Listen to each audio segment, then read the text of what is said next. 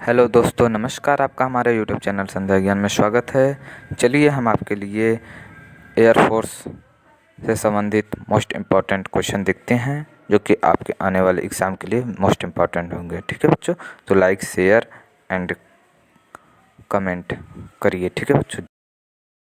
दुनिया का 3D मुद्रित जेट इंजन किस देश ने विकसित किया है? Germany, Australia, Japan, America. तो इसका सही आंसर होगा ऑस्ट्रेलिया ने विकसित किया है। ठीक है बच्चों, आगे चलते हैं।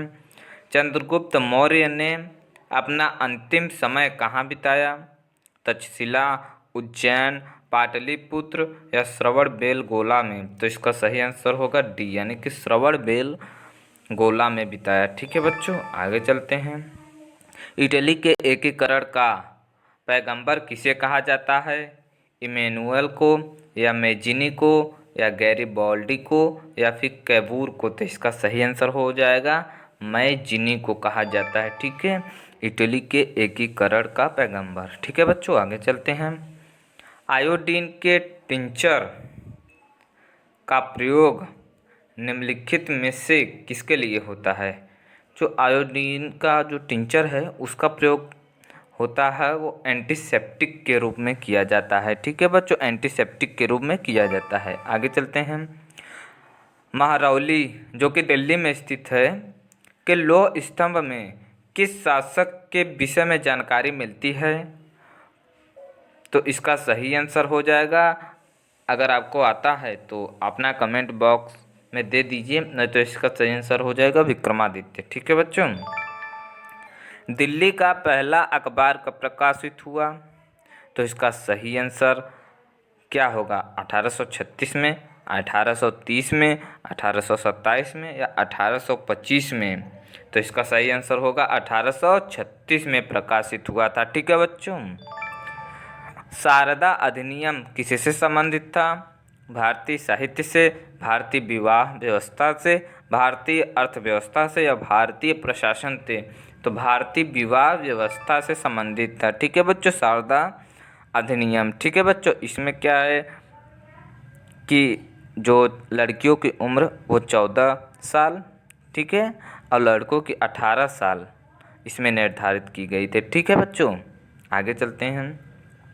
वह जोत जो किसानों को कम से कम एक जीविका तो उपलब्ध कराती है वह कहलाती है, मतलब क्या कहलाती है वो?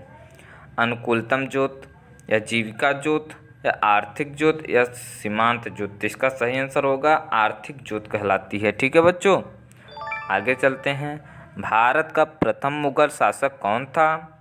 बाबर, अकबर, शाहजहां या औरंगजेब। तो सभी को इसका आंसर मालूम ही होगा, बाबर था। ठीक है बच्चों, आगे चलते हैं। नोबेल पुरस्कार विजेता रविंद्रनाथ टैगोर का जन्म दिवस किस तारीख को मनाया जाता है? तो सभी को मालूम है 9 मई को मनाया जाता है। ठीक है बच्चों। Who lives if India dies किसकी उक्ति है? जवाहरलाल नेहरू की, महात्मा गांधी, भगत सिंह या इनमें से कोई नहीं। तो इसका सही आंसर होगा जवाहरलाल नेहरू की उक्ति है। ठीक है बच्चों, आगे चलते हैं।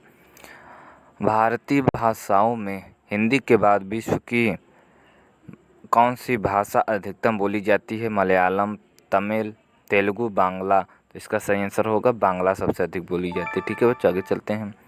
इंदिरा गांधी राष्ट्रीय मुक्त विश्वविद्यालय की स्थापना कब हुई? 1982 ईस्वी में, 1985 या 1987 या 1989। तो इसका सही आंसर हो जाएगा 1985 ईस्वी में। ठीक है बच्चों, आगे चलते हैं। देश के एकमात्र किस राज्य की राजभाषा अंग्रेजी है? नागालैंड, सिक्किम, मणिपुर, मिजोरम। तो इसका सही आंसर होगा नागालैंड की। ठीक है बच्चों, आगे चलते हैं।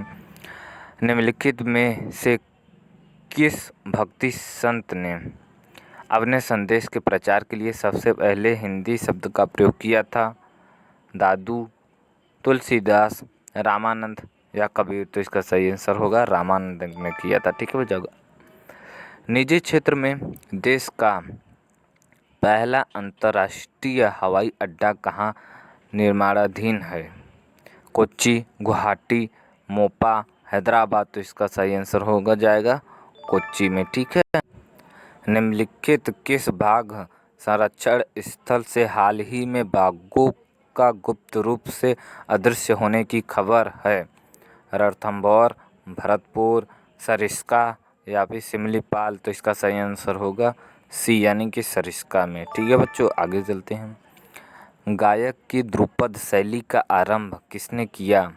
अमीर खुसरो, विष्णु दिगंबर, पलुष्कर ने, तानसेन या मान सिंह तोमर। तो इसका सही आंसर होगा मान सिंह तोमर ने। ठीक है बच्चों। नृत्य नाटक सूरदास एवं शंकरिया किस पेशेवर जाति से संबंध रखते हैं? पातर, भवाई, नट या भांड। तो इसका सही आंसर हो जाएगा आपका भवाई। ठीक है बच्चों। इकोसिस्टम शब्द का प्रयोग किसने किया? पी हस्तर हलर ने, पेंक या वी लाल या एजी टेंसले। तो इसका सही आंसर हो जाएगा एजी टेंसले ने इकोसिस्टम शब्द का प्रयोग सबसे प्रथम किया था। ठीक है बच्चों।